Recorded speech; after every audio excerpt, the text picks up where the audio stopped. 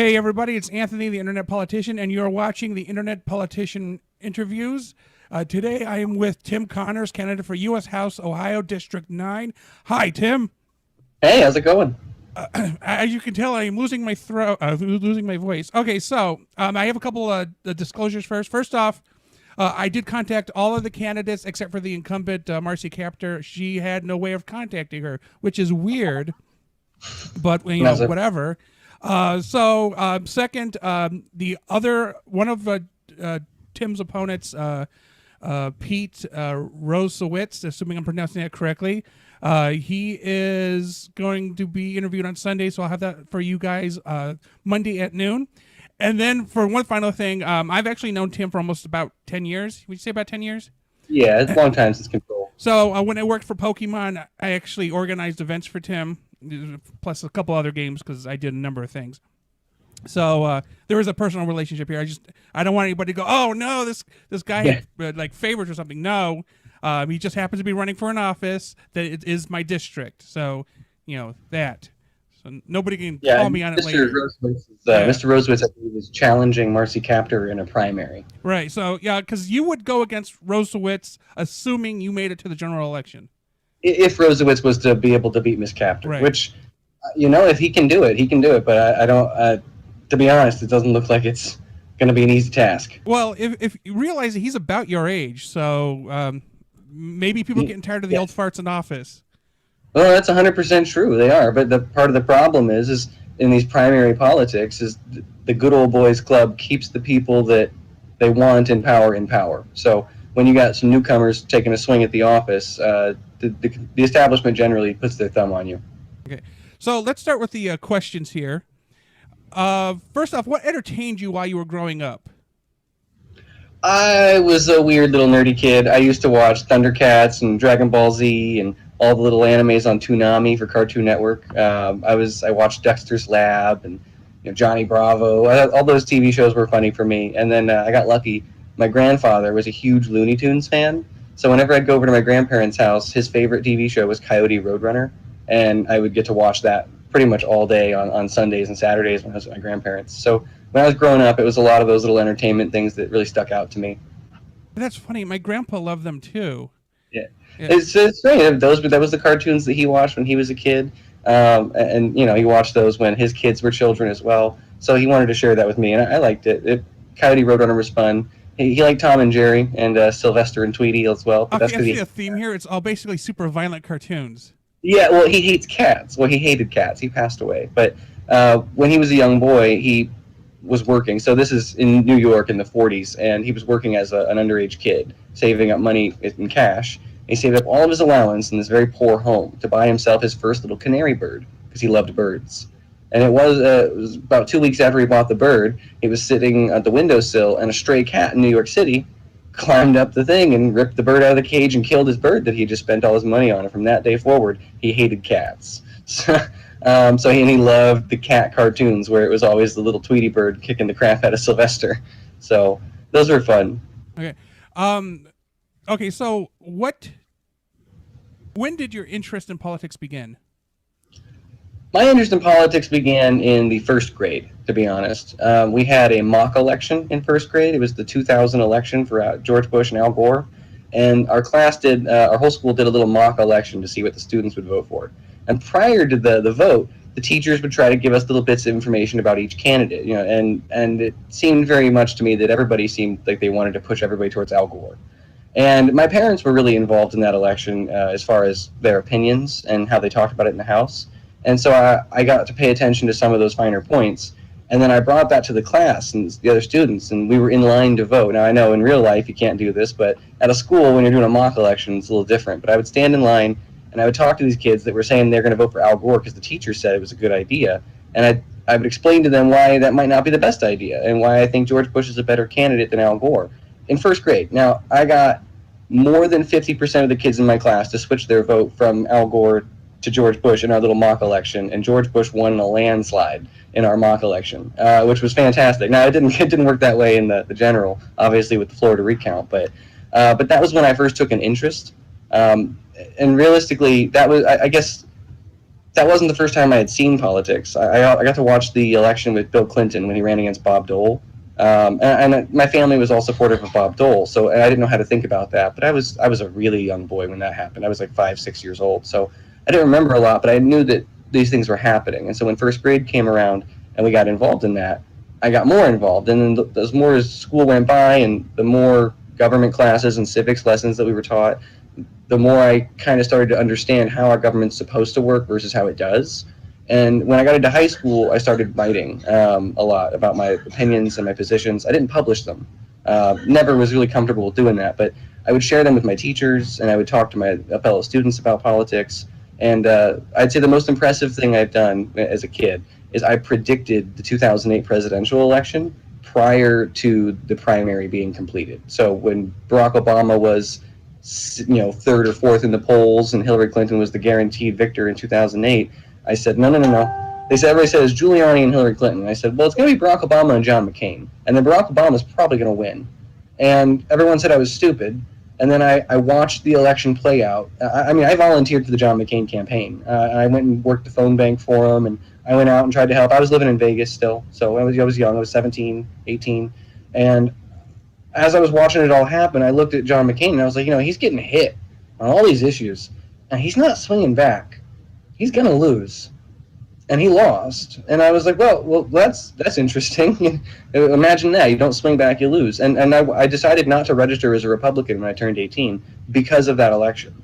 I recognized that being a Republican wouldn't do anything for me because the Republicans don't do anything. They're all bark and no bite. And they just get sloshed by Democrats repeatedly. And no matter what the Democrats are doing wrong, the Republicans don't seem to have the will to fight back.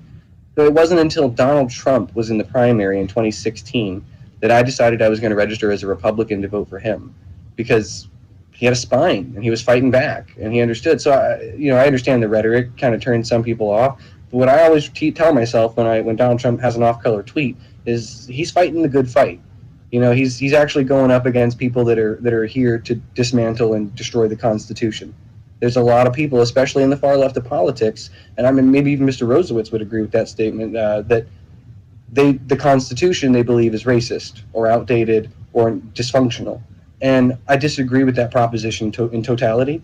And I think Donald Trump disagreed with that proposition in totality. And the difference between your average Republican politician and Donald Trump is he actually stood up and fought back. He actually involved himself in the process. No experience in politics, no incentive for him to seek the office. And he did it anyways because he saw something wrong. So that was inspirational to me, and I think that if you're going to go out for a politician, you should probably vote for the one that inspires you. And I think Donald Trump inspired a lot of people, and I think that's how he won 2016. And because of the job he's done, I think this election's already over before it starts. So I don't think there is a single Democratic challenger that can take him on, because if you just look at the numbers he got last time and add in the additional support from the black community he's acquired, then there is no roadmap for Democratic victory. Yeah. I was going to go ahead. I was going to ask the next question because I thought there was a natural transition to what made you decide to campaign for office, because it seems like you're leading into it. Yeah. Well, leading into what again? What made you decide to campaign for office? Yeah, and then that is true. What made me decide to do it? I thought about this in, it had to have been early as 2010. I was nowhere near old enough to, 2015 I turned 25. So the 16 election would have been the first year I was eligible to run. But back then, I thought to myself, maybe I should consider trying to do something. And life wasn't working that way for me. I had some struggles, a lot of them, throughout my entire life. I've had to fight for everything I have. I've had to earn everything I have. And so I got to that point where in 2016 was starting to roll around, and I was considering the primary. And I looked at it, and I was like, well, I don't have the fancy background and all of the bells and whistles that all these other political candidates have. And so I must not stand a chance. Not a shot in the dark. So I decided, instead of running for office, I opened my business. I opened Warhost Games instead. Believe it or not, not a lot of people know that, but I was in car sales at the time, and I was doing okay, and that's when I was making that consideration. And I was like, no, I should run. I want to own my own business. That's something that I've wanted to do pretty much since I was a little kid. So I figured that was something that was achievable and attainable, and that I could actually go out and get that done, and it wouldn't be as difficult as maybe pursuing a political office. Now, as time went on from 2016, I had, I don't know if you know this as well, but we lost a lot of the Warhammer community at one point. Somebody found out I voted for Donald Trump and decided to call me all the names in the book and tell things to a lot of people in the community. And so a lot of the left-wing purchasers stopped shopping at my store. Now that's a shame, because part of a game store is you're supposed to stay out of the politics. Whatever your politics are for you, that's what you are at home. When you're in a game store, you're just a gamer. You're just there to have fun. And that seems like it's been falling away in our community for a long time. I tried to bring it back with Warhost. I don't think I was successful. I think that there's a lot of damage that's been done culturally to the nation, and I think a lot of that affects even casual gamers, because if you can't get along with someone of a different political opinion, how are you going to expect to play a game with them? So it was a challenge. We lost a lot of business from that. I don't know if you were still around at that time, but we had some big issues with that, and that was in 2016, right after Donald Trump won. Yeah, because I remember the Warhammer thing, and then you try to get into another Warhammer like game afterwards. Yeah. We tried to pivot to a different game. That was a big scam. It was a British company that gave us all this stuff, and then I told them, okay, you can have it all back, because they told me if I didn't sell it, they could take it back. Then they refused to take it back, and they took all the money I had in the bank account out, and that set us behind for a while at Warhost, which is, people don't realize this, but a lot of the reasons that we were short on product for some times is because there was some random British company that took $3,000 out of our bank account. So, and we couldn't fight that in court, because it would have cost us more than $3,000 to pursue the case, and the award we would have gotten from it would have been $3,000. So it was a net, there's nothing you can do about it. It's just one of those things in business where a predatory company had the advantage over a small guy. I'm not quite sure if we answered the question.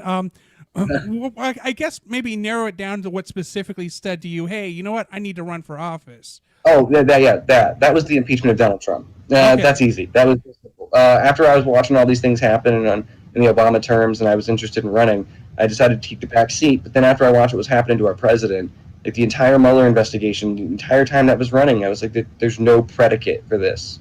There's no predicate. There's no reason for them to expand the purview, which they did, I think, 3 times.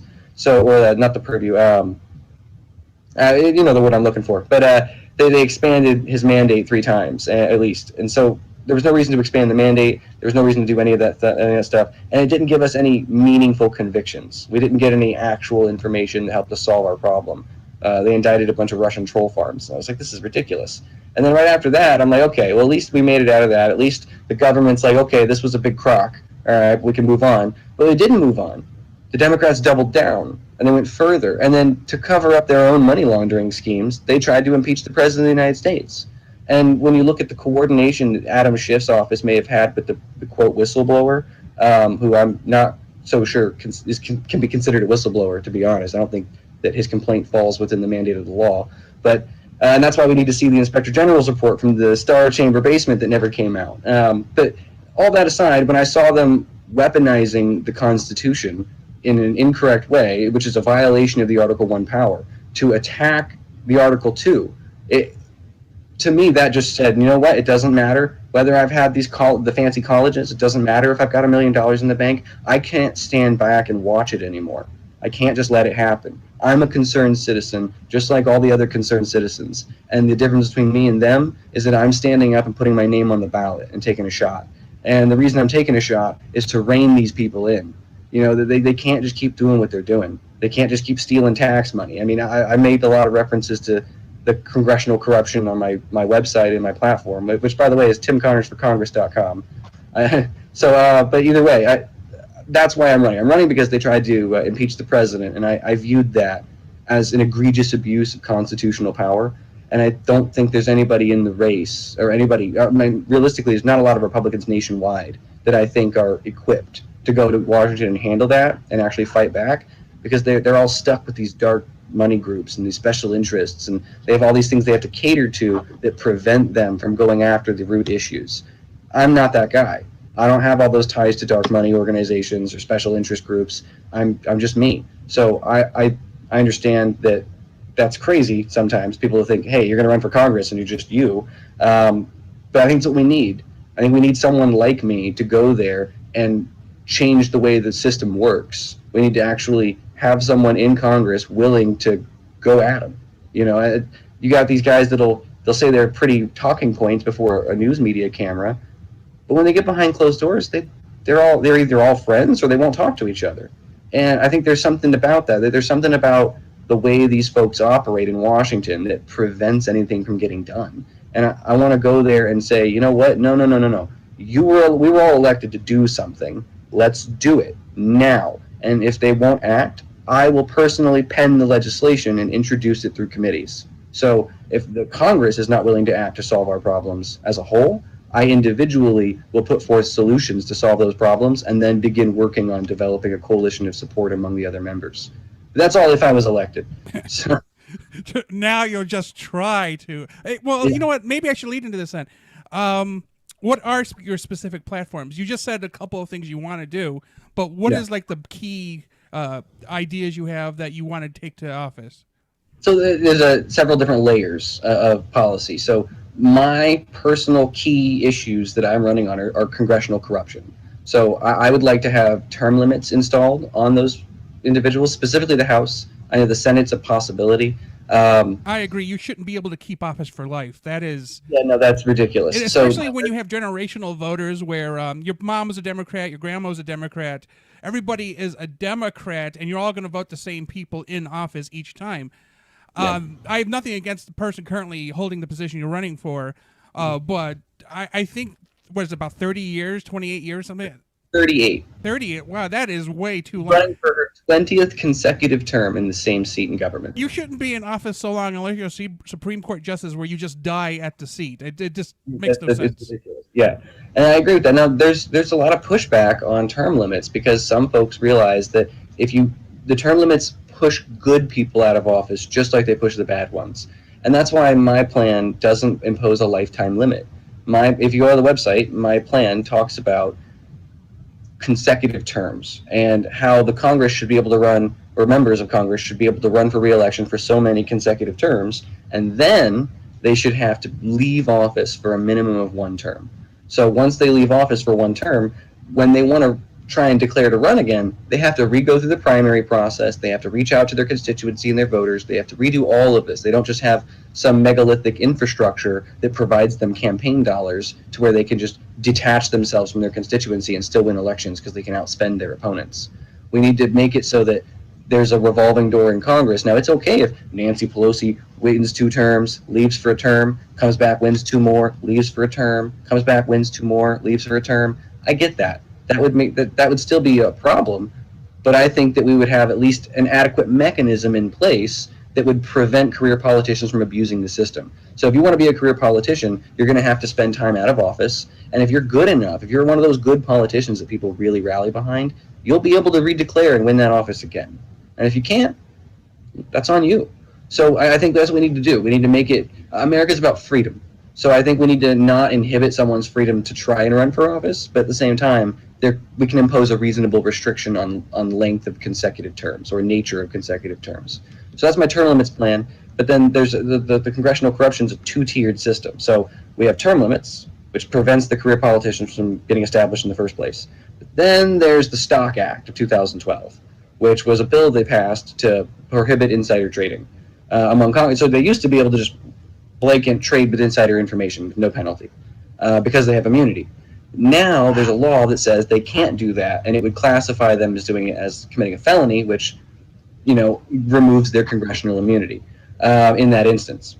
However, buried deep in the law, there is this little piece that says they only have to report financial transactions from securities, right? So purchasing or selling of a stock or bond. They only have to report those transactions if they're over $1,000.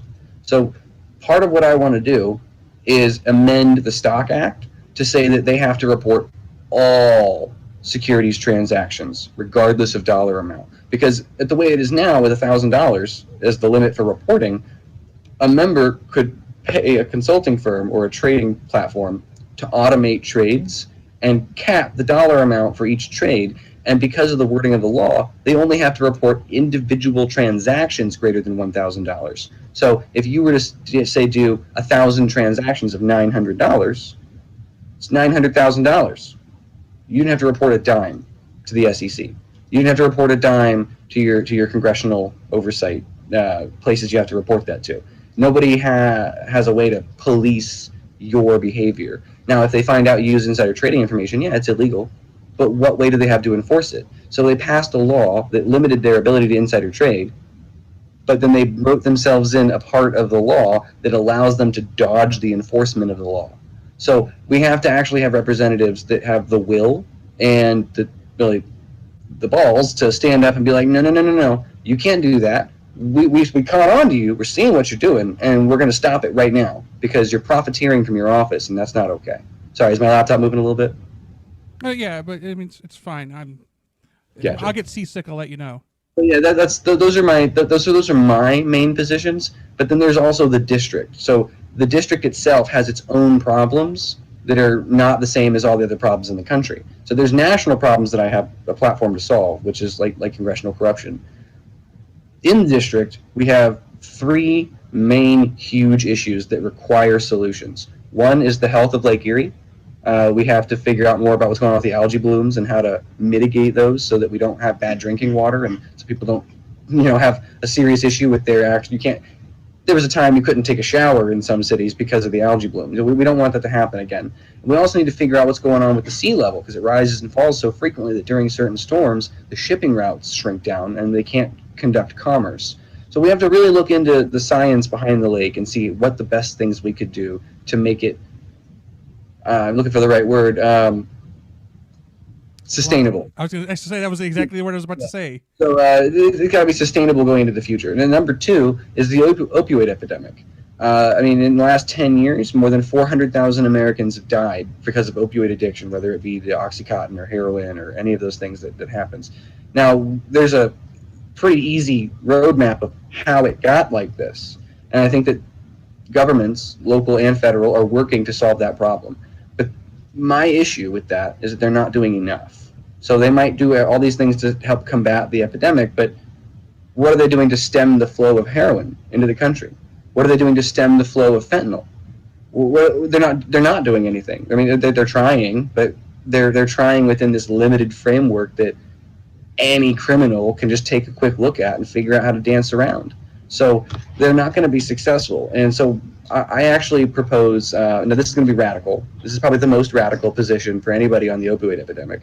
I think the United States federal government and its military has the power and authority to violate the sovereignty of other countries and destroy the heroin fields that are operated by criminal cartels within their borders. And I don't think we would cause that much of a fuss, to be honest. I think if we did that, it would seriously hamper those cartels, and those governments might actually have a chance to come back and fight those things, because that's why they can't win. In South America, they can't beat the drug cartels because the drug cartels have billions, if not hundreds of billions of dollars, and those local governments are fractions of the size. So they actually don't have the money or the resources to combat these criminal organizations. And so I think it's ridiculous for us to think that Nicaragua is going to handle its gang problem. I mean, the Nicaraguan gangs have more money than the Nicaraguan government. They have more arms and more individuals, more people. So I think that you have to take a serious look at all of these things going on. And you have to look at all the places in the world where all these different drugs are coming from, and you have to try and shut it down. So I think this is not happening from us. I mean, there's not a bunch of local grown heroin floating around Ohio killing people. It's heroin imported from other countries outside our borders. So I think we need to seriously crack down on that to prevent the supply, and then use federal dollars to help with programs specifically designed to help addicted people get over their addiction. And there's a lot of institutions and groups that receive grant money right now to do that. I don't think they're doing a good job.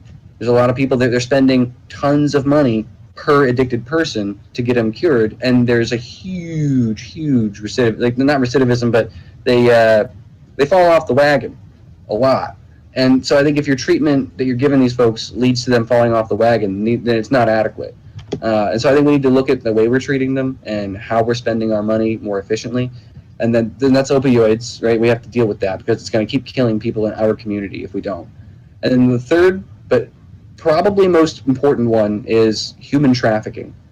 The human trafficking problem along the I-90 corridor is one of the worst on planet Earth. Because of the way our freeways connect all around and go all the way over to the East Coast, they can traffic young women in and out of the Midwest without very much police interference because of these huge, long, wide open spaces of freeway that are heavily trafficked and not really heavily monitored. and they use those freeway systems to get to the East Coast, where they can then ship people out or sell them to their prospective buyers in really rich places like New York City.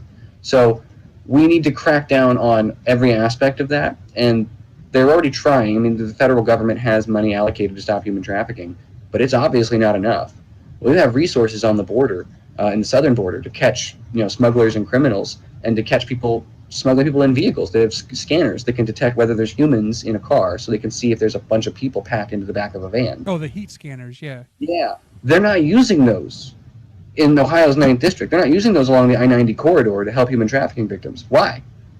And the only reason I can see is that the financial assistance is not appropriated to those necessary agencies for them to have access to that technology. So you want to know why the human trafficking problem is so bad in Ohio? It's because everybody's so worried about the human trafficking problem on the southern border that they don't care about what's going on up here.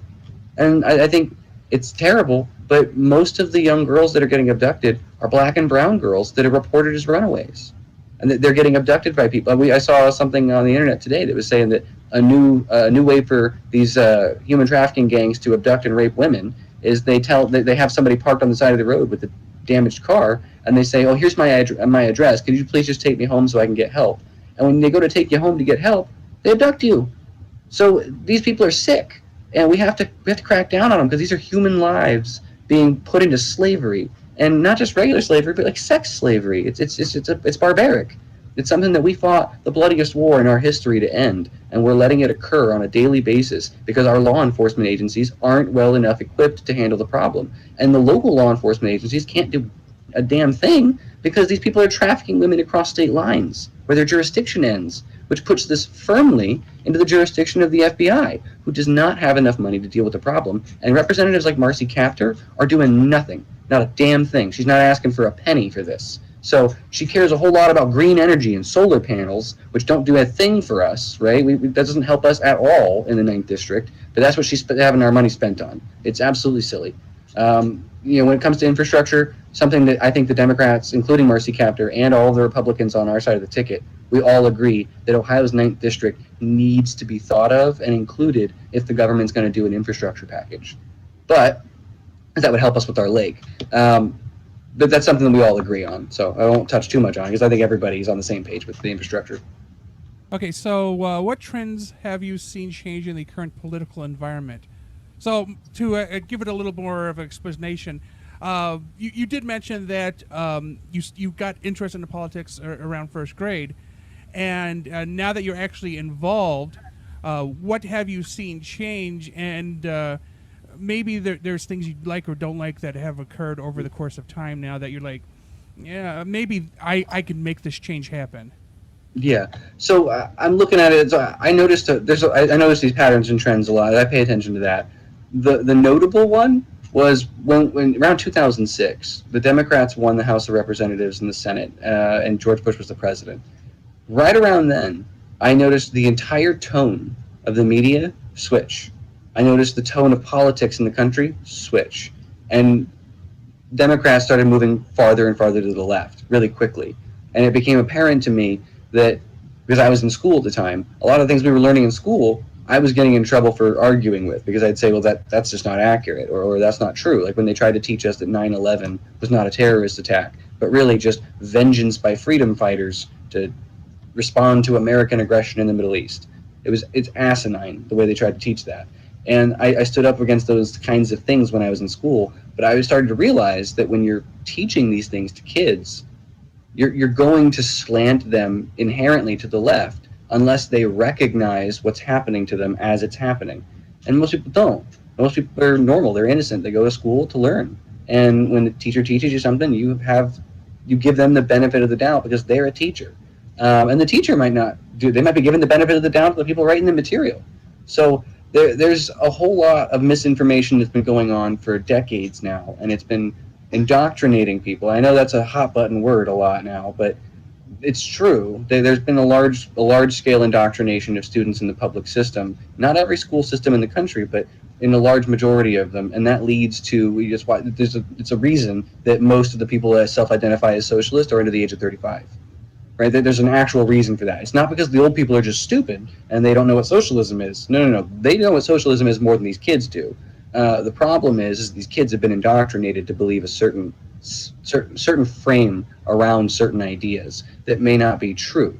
It's a perspective-based lens, so that they don't really understand what they're even talking about when they talk about things like that. But that's the trend I noticed, is that things got farther and farther to the left. And when Donald Trump was running and they started getting violent with things like Antifa, to me, that looked a lot like the brown shirts from the Nazis. And I remember a philosopher I was reading one time, he said that the next Nazis that try to take over the world are going to be the ones that call their enemies Nazis, because they know that not being a Nazi is a bad thing. So I personally, I think the Antifa crowd are Nazis. I think that they are, whether they disagree or not about whether hatred of Jews, that's not the kind of Nazi I'm calling them. I'm not saying they're Jew haters. What I'm saying is, by being a Nazi, they are utilizing the same kinds of propaganda techniques and social activism techniques that the Nazis used to acquire power in the 1920s and 30s. So when I see something like that, that kind of makes me go, okay, this is not okay. We should not be having it. Why are there American citizens that are behaving like this? Why are they acting like this? And there's a reason for it. It's largely because of their education, which I think that's why federal control over education needs to be rolled back. Because if our result of federal education standards is a radically, indoctrinated cultural population that believes communism is the correct path forward for America, then we need to end that standard. We need to get rid of that standard altogether, because it's not doing anything it's supposed to do. It's not benefiting the United States. It's harming the United States. So I get a lot of people that tell me otherwise, and a lot of socialists. I mean, I ran Warhorse Games. 90% of our customers are socialists. So, and I had that conversation with them. I would tell them, you're in a business right now. You're using a cell phone right now. You're not a communist. I don't care what you say. I'm like, oh, I am a communist. No, you're not. You have a cell phone, and you're purchasing products from a business to play a game, right? If you were a communist, you wouldn't have any of these things. So, and I think people don't recognize that if they switch their system, they lose all of the things that they love. So they lose the American way of life. That's part of my big problem, is that's the shift I've seen. I started seeing people talk about how the Constitution is racist, and how America and its founding is racist, and that we've stolen our land and all of our wealth, and that we're this big, tyrannical, evil, imperialist power. I think that's asinine, it's backwards, and it needs to be combated culturally with adequate argumentation. And I don't think that there's a lot of different candidates in the country that are prepared to handle those kinds of arguments. And that's evident. Ask a politician anytime, ever, to carry a philosophical argument, and you're going to get crickets, because they don't want to step in it, right? They think it's stepping in the mud. They don't want to do it. I do. That's my thing. I study philosophy, so I'm uniquely prepared to have logical arguments presented. So that's my goal. I want to try to reverse that pattern. Right now, Donald Trump, I think, coming onto the scene, started changing things a little bit, but that's true with any president. Presidents inherently help to dictate culture. That's why we had so much change under 8 years of Barack Obama. If he had lost in 2012, you wouldn't have seen half of the cultural reversion that you saw that led to things like Antifa. So that's why those are the patterns I've been noticing. I just think that with Donald Trump coming onto the scene, he represents an agent of change that can put us in a place that's not so radically to the left. We need to not tell people they can't speak, right? If you can't agree with the First Amendment, why are you an American? That's what I don't understand. What about, it's a one document that joins us all together as one people, right? Because we're a people based on the Constitution. That's what gives us our national identity. So anybody that rejects that Constitution, that rejects that national identity, it is rejecting the premise of the country. They're rejecting the idea of freedom. They're rejecting everything about us as a nation. And I'm trying to figure out, at what point does someone go from this is my opinion to you're a domestic enemy of the Constitution? At what point? Where do you draw the line? Because really, a guy getting up in front of a college campus and giving a speech on the Constitution is evil and needs to be eradicated, that guy's allowed to speak. That's protected speech. And it should be. But then someone like Ben Shapiro wants to get on stage and talk about how men are men and women are women, and he gets protested. He gets, there's violence, there's fires, people vandalize the property, and they terminate his speaking engagement and violate his First Amendment right to share his speech. So there's a double standard there, And I think that it needs to get looked at. And same thing with the media. I mean, the press is protected by the First Amendment, but the problem is we don't even have a free press anymore. I mean, everybody argues that Donald Trump hates the free press. No. We don't have a free press. If you have members of the media who are credentialed and are given the same kind of platform, let's say the New York Times, really good example, one of the largest news media companies in America, if not the largest. What happens is if they can arbitrarily publish news items that are totally false, completely made up, and have no source, right? They can say their source is anonymous, but not actually have a source. That's actually common practice with them. So when they do that, they're publishing something with a political slant and an idea. And when you publish political material generated to derive an outcome, you're committing propaganda. You're creating propaganda, especially if it's made up. So when you have entities in the free press that are propagandists, you don't actually have a real free press, because not all of the institutions and organizations are operating on the same basis of rules and the same setup. So you have a company like the New York Times or the Washington Post that could publicize propaganda and stifle the voices of other companies. Now, the reason it's become like that is because of the corporate nature of media. They make their money based on what their target audience is interested in. So they'll avoid covering important news. They'll avoid covering really important events just to attack Donald Trump because they know their reader base wants to do that. But the only reason their reader base wants to read about Donald Trump being attacked is because their reader base responds when they attack Donald Trump. So when they attack the president and they call him a racist for no reason, or they call him a racist based on entirely subjective information, the reader base reads that and goes, oh, wow, oh, yeah, we like these people because we agree, we think he's a racist too because we agree with what you just said. Now, what they just said may not be anything true. So now these people are already buying into something that's false, but then it gets confirmed when additional news stories get published, and they want their bias confirmed. I mean, I think that's from psychology and psychological studies. People understand that they want their inherent biases confirmed. That makes people feel comfortable. It doesn't get them out of their box. It keeps them in their shell, right? So that's what happens with the media. The corporate nature leads them to make coverage decisions based on dollars as opposed to truth. And I think when you have that as the core premise in journalism, journalism is dead. So I don't think that there's very many real. That's one of the reasons I'm on your show right now and doing this interview, is because real media companies are dead. I mean, I read the article from the Chronicle Telegram today about the race. It was a joke. The whole thing was a joke. And I can't believe I spoke to that gentleman for 2 hours for him to pencil in about a paragraph worth of information about me. So there's not a whole lot of goodness going around there. You know, the media is not a great place. Well, that's a limiting factor of a print media too. You only got so much space. You have Well, they have an online presence. You know, they have digital production. They have articles they share online. Oh, yes, sure. But when you produce, as somebody who's worked for a newspaper, when you produce content, you produce it for the paper, the actual physical object. So then what's thrown online doesn't necessarily have a bigger scope than what you were assigned to write for. Yeah. So, like, very few places, other than maybe gaming magazines, for example, will expand more on what they were talking about in their print publication on their website. A number of gaming magazines, Game Informer is the first one that comes to mind.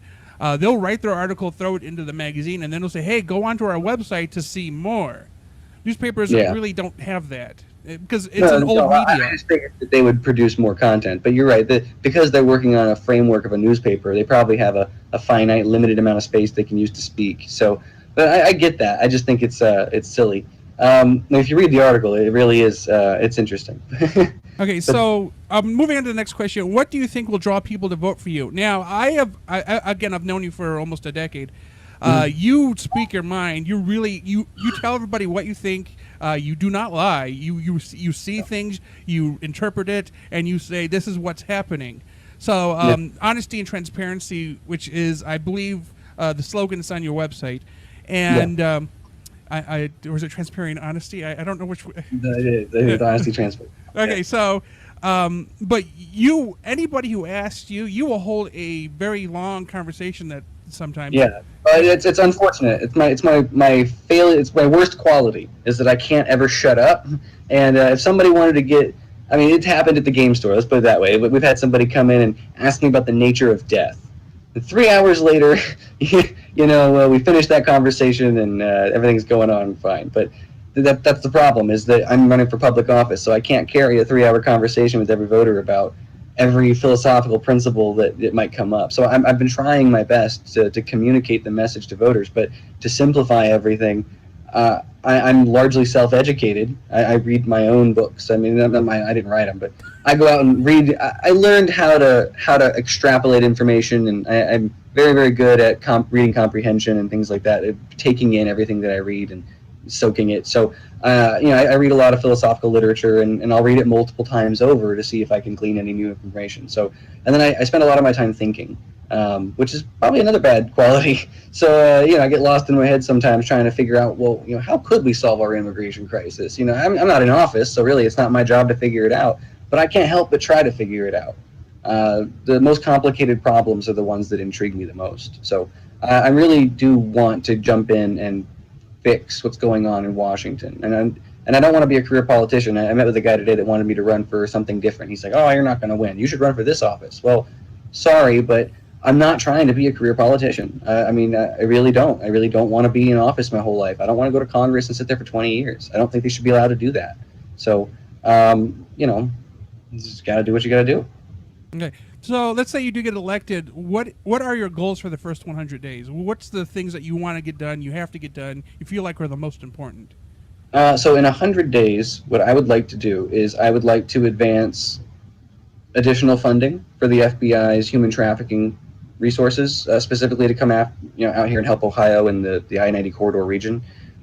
That's paramount importance. So, I mean, it may not be my personal main, let's do this number one, but when it comes to the first 100 days in office, I think the things that need to be addressed first are the things that are impacting our citizens' lives the most. So I want to go after the human trafficking problem, the opioid epidemic, and then start talking to Democrats about an infrastructure package and a healthcare bill. Because we all know the government keeps talking about healthcare and infrastructure over and over and over again. And I think that infrastructure is not going to get done in the first 100 days, but we can start the conversation in the first 100 days. We can start putting proposals out in the first 100 days to start that narrative. But as the other issues, like the human trafficking, the opioid epidemic, we could advance those into budget proposals right away. So those are things that I want to move forward with and get involved in.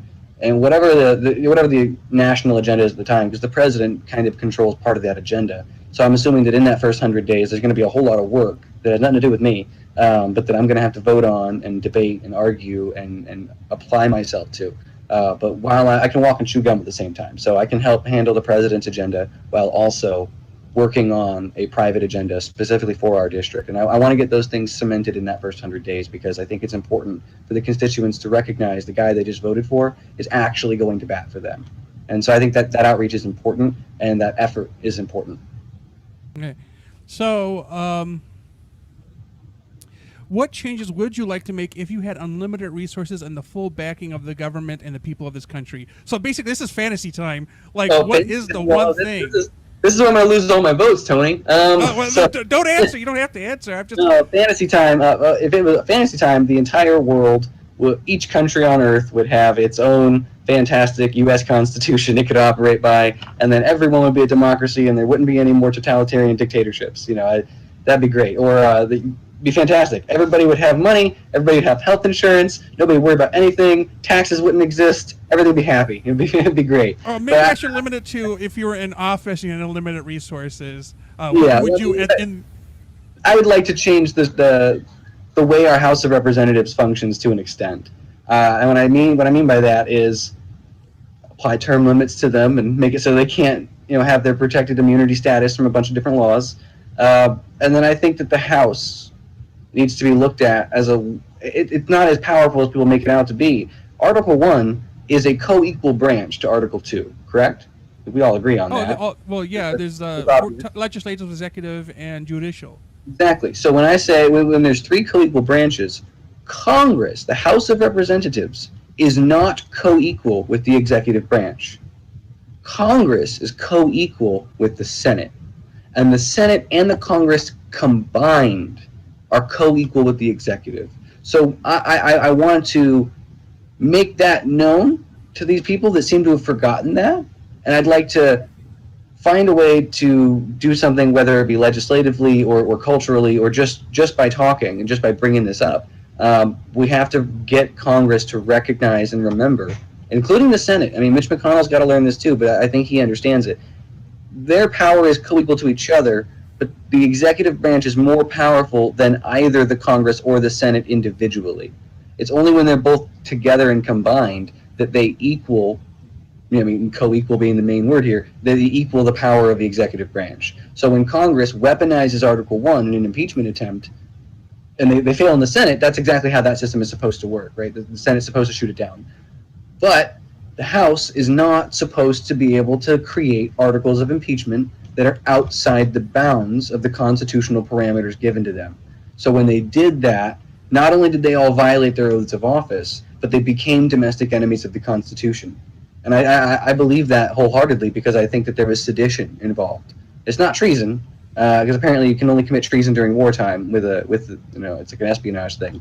But a lot of these folks that are in Congress have committed sedition, and it's sedition against the office of the presidency. Because if you look at the philosophy behind everything that's going on, and you look at the articles that were drafted, if those articles had been passed the House and the Senate convicted the president, what you would have is the American democracy would be dead. We would no longer have a republic. Everything would function identically to a British parliamentary system.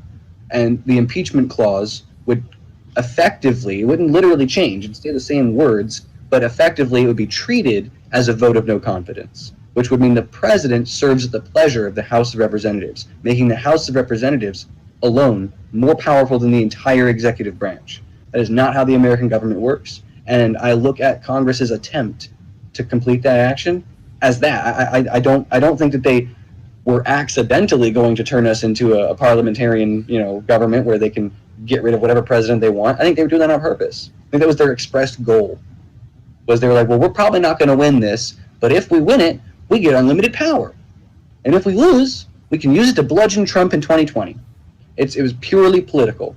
I got an email this morning from an absentee ballot voter telling me that they voted for me specifically because of my position on impeachment, because they agree with what I have to say on impeachment.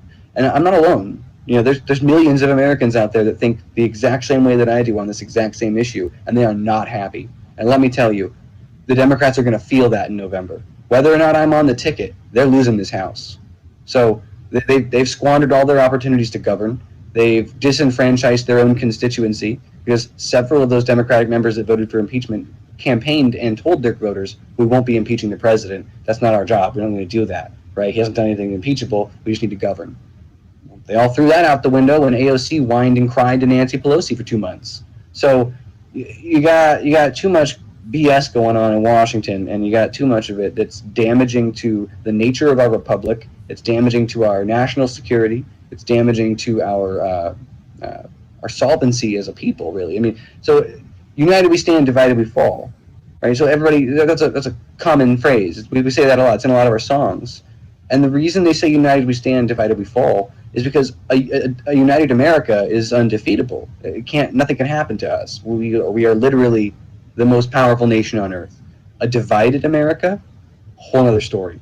And if you listen to the testimony of Dr. Hill from the impeachment hearings, she was talking about how Russia's actual expressed agenda through their election interference and what they're doing post-election was to sow division in America between the political parties. So the Russians have an interest in driving the Democrats to the left and driving the Republicans to the right. And so that's a problem. And I don't think Donald Trump is a far-right candidate. I think anybody that thinks he's a far-right guy is crazy. I mean, criminal justice reform, that was something that far-right people have been fighting against forever. So Donald Trump is more of a centrist candidate than people give him credit for. His rhetoric is far-right, but his governance is centrist. And I think that's what people need to recognize is we can beat back these foreign attempts on our democracy by just being united.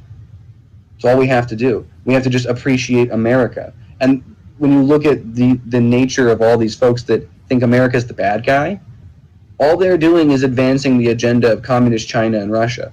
All they're doing is helping our enemies accomplish the goals that they need to accomplish in our country. Other countries want a divided American government, because in a divided American government, we can't do anything. There's a whole other sphere of politics above the federal level, at the global level, where I wouldn't be involved tremendously. But that's like the State Department, the presidency, our diplomatic corps. They all handle that. But those people aren't elected officials. They don't run for office. They don't communicate with a constituency. They just do their job. So we don't all have a great insight into what it is that they're doing on a daily basis. But if we are a divided nation, it makes their job harder to do. It makes the promises they make harder to keep, which makes them harder to make. So there's a lot of underlying problems that arise from the Democrats doing what they did. So it's not just it's bad for government. It's bad all the way around for a lot of reasons, and they got to be held accountable for it. The problem with that is they're all members of Congress. There's not really much you can do to a member of Congress. So democracy stands to be our best weapon, and so that's what we're doing. We're gonna actually I think there's more Republicans running for public office in congressional races this year than at any other point in history. So we're out in force. Republicans are activated, and they want to take their country back. And when I say take it back, I don't mean they want to get into office and roll back all the civil rights, right? That's not a real thing. That's an imaginary. That's just a talking point from Democrats. Republicans want to take their country back because they want the American government to function the way the Constitution mandates that it function.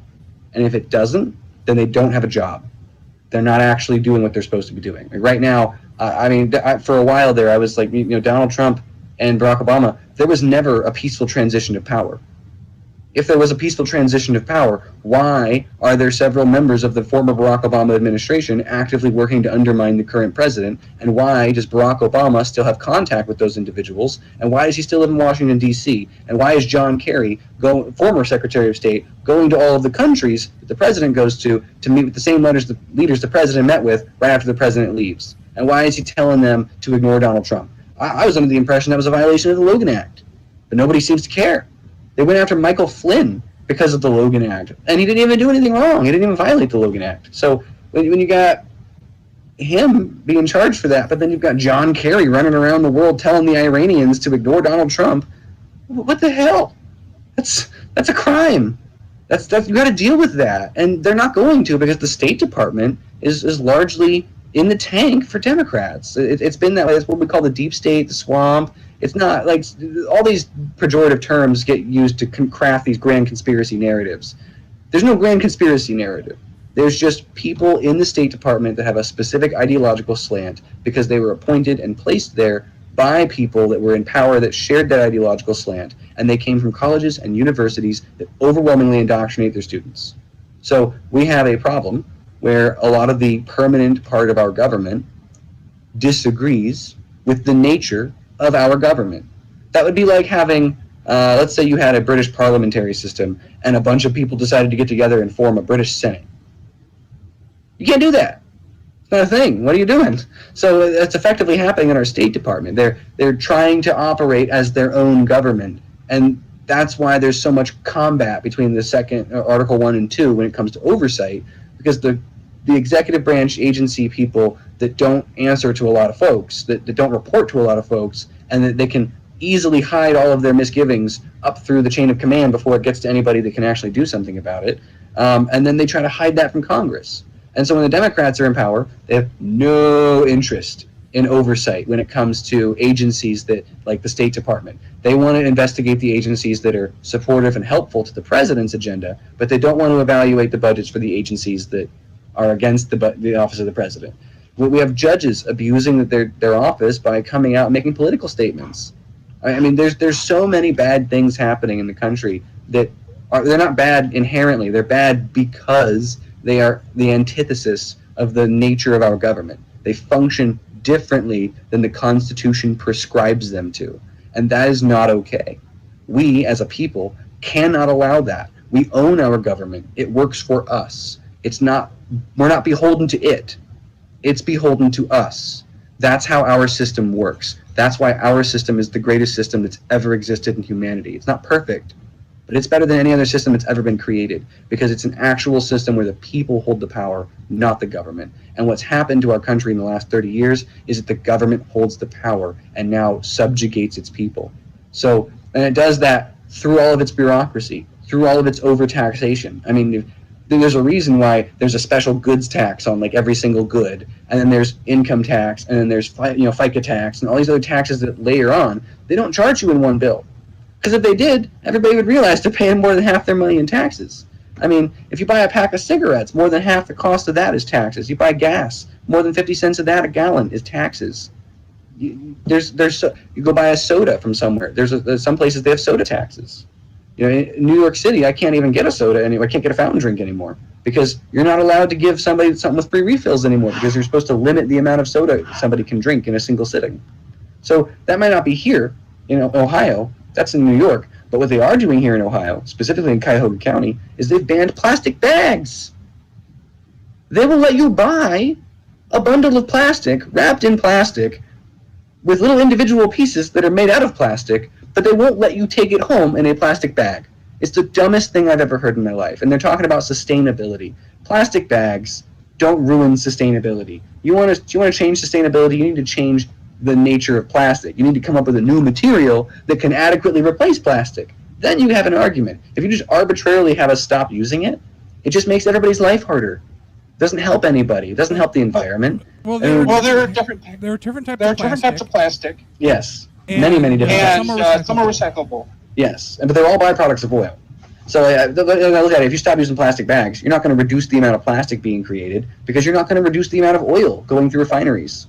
So you're not going to effectuate the end result of how much plastic is produced. All you're going to do is make the people in your community's lives harder, and then maybe if you reduce the demand for plastic overall, all that's going to happen as a result is because plastic money they make on plastic can't be used to offset the cost of oil production anymore, and they won't make as much money on it. It'll cause them to raise the price of all of the other oil byproducts, like the random oils that go into your home use things and the gasoline that you use in your car.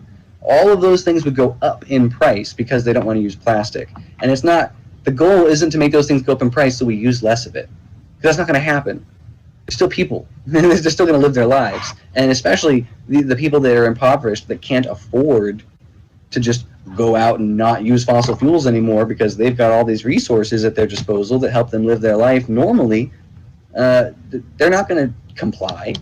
But you think the folks, your average person in Lorraine that makes less than 20 grand a year, you think that they're going to want to make sure they buy some solar panels for their roof? Of course not. You don't have money for solar panels. That's ridiculous.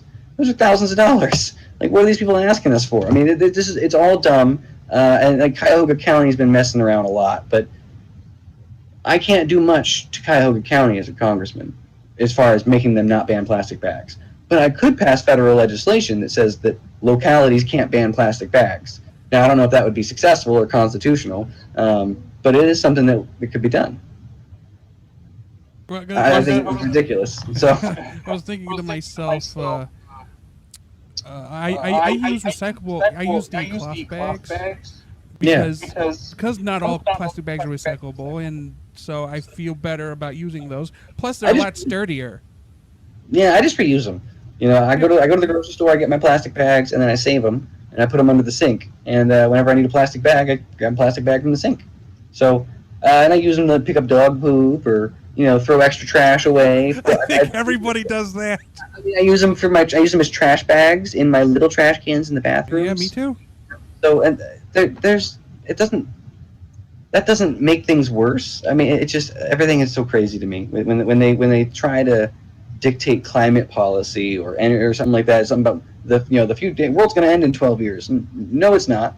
It's not going to happen. I'm just going to be clear. The world's not going to end in 12 years. So, and the climate models that say the world's going to end in 12 years that are based on hundreds of thousands of variables, I'm of the opinion that if you want an adequate climate model that's predictive, you need hundreds of millions of variables. So they have a little bit of a ways to go before they can get to true predictability. And that's even evident because they tried to predict warming circumstances in up to 2020, and they had to remove the placards from all the national parks because they were wrong.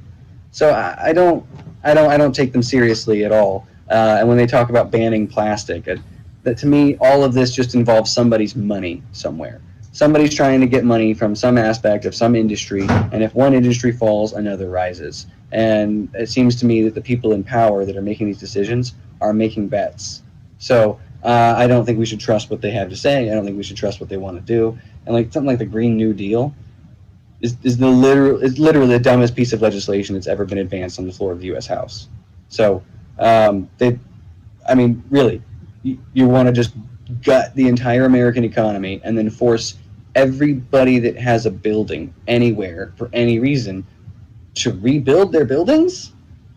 Do they not? I mean, even the estimates on cost are wrong on that. Because if you wanted to upgrade all the buildings in America to be up to the new Green New Deal standard of building, it's going to cost you tens of trillions of dollars across decades of labor and work.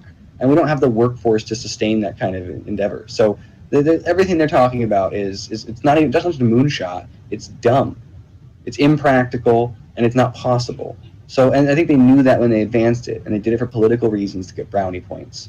And there's too many people in Washington that all they care about is their brownie points. There shouldn't be a damn point system. Nobody should care. You should vote your conscience on every single bill. And if you're not, what the hell are you doing there? You're not representing the people. You know, you can't sell yourself as, oh, I believe in this and I believe in that, and have people vote for you, and then go into office and then not base your voting decisions on that principle. You can't base your voting decisions on the opinion of leadership. I'll be honest with you right now. I'm probably going to support almost all the Republican legislation if I was to be elected. But I wouldn't do it because leadership told me to. And if they tried to pass a bill that I didn't agree with, I wouldn't vote for it. Doesn't matter who says what to me. Jim Jordan could walk up and be like, you need to vote for this bill. You know what I'm going to tell him? Like, well, I'll read it first, and if I like it, I'll vote for it. And if I don't think it's going to help the people of the Ninth, or if I think it's a waste of time, I'm not going to vote for it. I don't care who votes, yes or no. Their votes don't matter. Mine does. That's what happens. That's what the people of Ohio's Ninth care about, is how is their representation going to vote? How is their representation going to work for them? So I don't care one lick the other way on what leadership thinks or does. So maybe that's why the NRCC hasn't reached out to me, but probably. But I'm saying that I would likely support the Republicans in everything they did, but I would do so from a position of principle, not a position of being a lackey to somebody. So how would people find out more about your campaign online? Well, I have a website called timconnorsforcongress.com. timconnorsforcongress.com. That's where you'll find a lot of issues positions. When I finally get those iterated and typed out, I put them up. I have somebody help me post things on the website and keep up to date on the news feed and things like that. We also have a Facebook page. Very small number of followers so far. It's Tim Connors for Congress. That's the name of the Facebook page. On there, I run that. I'm the one that posts all the information to that and handles that. And the website is sometimes me, sometimes somebody else, so it goes back and forth. But and I'm also on Twitter. I just created an account like a few weeks ago, and I think I made the first tweet the other day. Not a big fan of Twitter, but I do have one, and it's Connors. So my last name, Connors, the number 4, and then Congress with 1 S, because there wasn't enough characters for 2 S's. And so it's Connors for Congress, like that. That's the Twitter handle. But yeah, those are the best ways to see me. If you want, I'm going to start talking on Twitter a lot more. I'll probably be more opinionative in the near future, because I guess that's what the platform is used for, is to speak your mind randomly. So I'm going to start doing that. But I put information pertinent to the campaign and the candidacy on the Facebook page. I'm pretty active on that. And then the website is pretty active as well. We put issues positions up on there. And if anybody wanted to donate to the campaign, which, I haven't really been asking people for money that much. This is a primary, and I'm one of those guys that thinks that if I want to win for office, I don't like the amount of money in politics. So I don't want to be a representative of money in politics. So I don't go around asking people for huge dollar amounts. I had a guy tell me today, how are you going to get someone to donate $2,800 to you? I told him I'm not going to ask anybody for $2,800. I mean, they might be able to donate that, but that's on them. That's a decision that they would make. I don't want to force anybody to do anything. I don't want to beg anybody for anything. I'm going to run this campaign with what I have and how I can to do the best job that I can to try to represent Ohio's 9th. But if anybody wanted to donate money to the campaign, I wouldn't say no. And the only way to do so right now is to go to timconnorsforcongress.com and click the contribution link, and then it has a little form you could fill out, and it asks you how much you want to donate. But that all goes directly to the campaign. So we also have an endorsement tab. If you support the candidacy or you plan to vote for me, you could always click on that and add your list to my name of supporters, so that I know personally, hey, I have this many people I know are going to be voting for me. So it helps me with election data and to figure out where I need to campaign next, because it is a wide district with 5 counties, and so there's a lot of places I still need to go. And we've got some legwork to do, but March 17th is election day, and I haven't been spending very much money at all on purpose, really. My target range is I'm going to start spending the campaign money from March 3rd to the 17th, so the final 2 weeks of the race, because I don't have a lot to work with. So I want to make sure that what I have to work with is maximally effective, and so I'm going to start spending campaign money 2 weeks prior to the election, and I'm going to test that. I'm going to see if it works. Some people think I'm going to lose because I'm not spending, $10,000 like my opponent is, but at the same time, every time we go to speaking engagements and he leaves, people come up to me to talk to me at the end of the event to tell me they're going to vote for me. So every time I go and speak to people and I tell them what I want to do for them and how I plan to represent them in Congress, they usually say, you know what, you got my vote.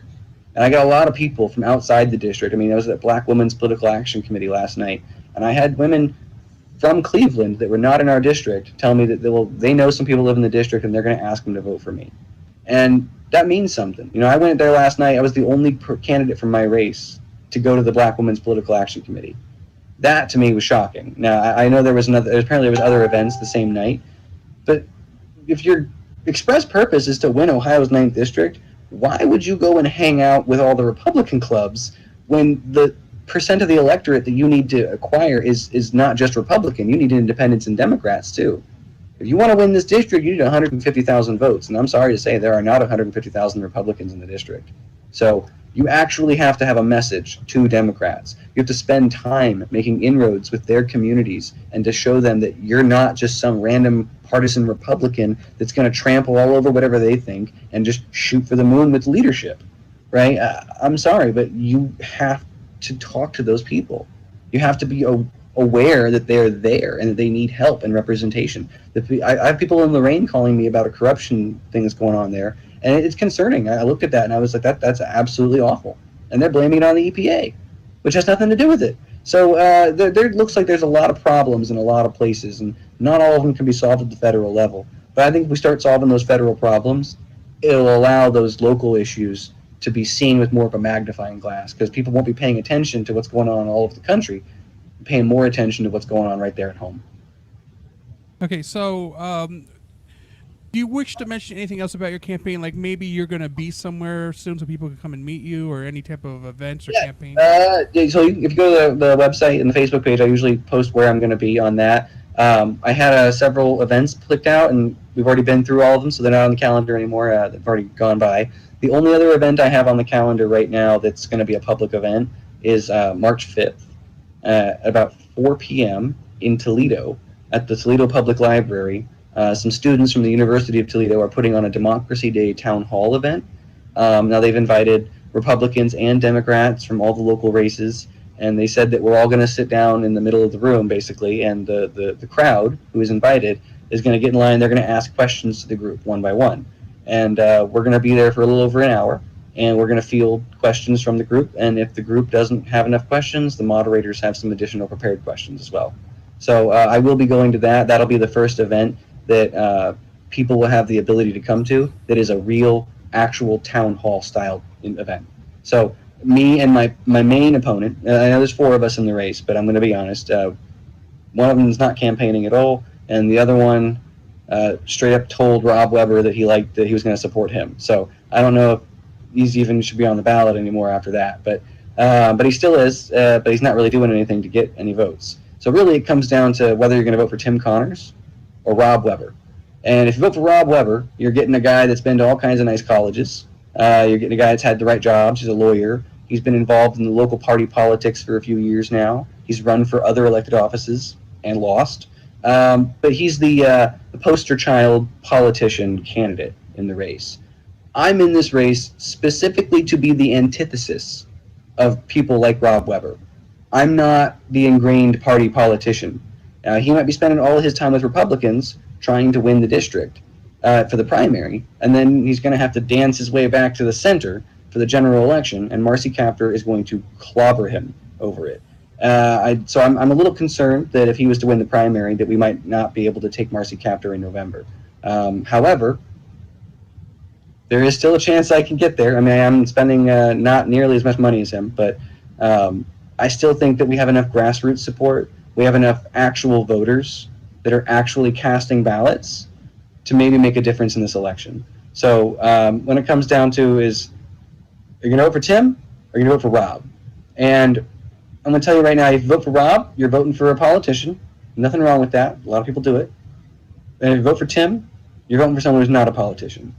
And really, it's up to the voter to make that decision, whether they think the person that is best suited to go up against Marcy Kaptur is a politician, just like the other 19 politicians that she's beaten, or if you should pick something different and take a chance. And that's what I am. And that's what I'm asking people to do, is to take a chance on me on March 17th.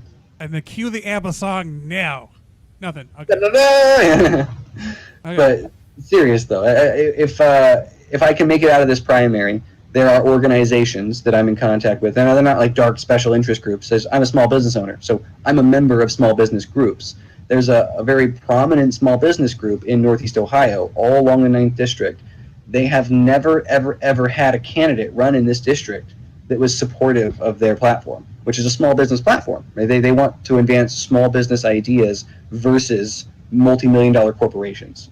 Right? So I'm not a fan of Bernie Sanders, but I am not a fan of multi-billion-dollar corporations. I think that they are run amok. Right? It's crony capitalism. But and I love capitalism, but I hate crony capitalism. It's not okay. So when we get down to it, is that there's groups like that have support in our district among Democrats. And there's no Republican or Democrat that ever seems to run with small business ideas. Now, Marcy Kaptur happens to be the most anti-small business Democrat in Washington. Literally, based on voting record, she has voted against the interest of small businesses more times than any sitting politician. Now, that might be because she has overwhelming union support, and unions are not very big fans of small businesses. But that's where it comes down to, is the unions have always had the same presence in Northeast Ohio. The business groups have not, but they do have a strong grip if they had a candidate. If they had a candidate that cared about small business ideas, they would support that candidate. And I've already contacted them and talked to them. If I win this primary, they're going to support me. And they're going to get out the vote for me. They're going to help me acquire more Democratic votes through business owners that are Democrats across the district, because we're all on the same team. Doesn't matter what party we're in. We all believe in the same things. We all want small businesses to thrive. We all think that they're integral in our communities. They're the lifeblood of our basic economies. So if I'm able to win this primary, if I'm able to get past Rob Weber and move on to go up against Marcy Kaptur in the fall, I would probably have the support of most of the same organizations that Rob has the support from. I'd have the support from the NRA. I'd have the support from the NFIB. I'd have support from a lot of different organizations that we could pull together to form a coalition of support that's not just Republicans, but independents and Democrats. I might not get a lot of very many far left people, but that's okay. I'm not running as a far left guy. So I don't think that the crazy Bernie Sanders communist wing of the party is the majority in the 9th District. I think that is an overwhelming minority in the Democratic Party in the 9th District. I think the statistics, it's roughly 25% of the Democratic vote. So Marcy Kaptur can't win an election if she gets 25% of the Democratic vote, right? It's not going to happen. Now, she's not going to get 25. She's going to get closer to 90, I think. But if we can pull 10% of the Democratic vote away and then win the independents, we've won the district. We've effectively ended Marcy Kaptur's reign. So there is an adequate coalition that can be put together that can take her out. But Rob Weber's not going to be able to assemble it. Tim Connors is. Okay. And thanks for speaking with me today. And for everybody, again, Tim Connors is running for U.S. House, Ohio District 9. And you can, actually, early voting's already started. And check out his website, Tim Connors. What was it? I had it, and then I moved the screen. It's TimConnorsForCongress.com. And then Tim Connors for Congress on Facebook, and Connors for Congress with one S at the end of Congress on Twitter. Okay. Yes. So thank you, Tim, for coming on. Thank you, Tony. For the rest of you, please remember to check back on the AR Haslage channel on YouTube. On Monday, I should have the Pete Rosowitz interview posted. And thanks for watching. Remember to like and subscribe. Thank you for watching this video. We would also like to thank our contributors and patrons for supporting this video. If you wish to add to the discussion, post a comment below. Please remember to like, subscribe, and check out our other videos. Thank you for checking out our content. Before you leave, please remember to click like and then subscribe. If you want to receive notifications, do not forget to enable them by clicking on the bell. Then afterwards, check out our social media at HaslageNet and our website at haslage.net.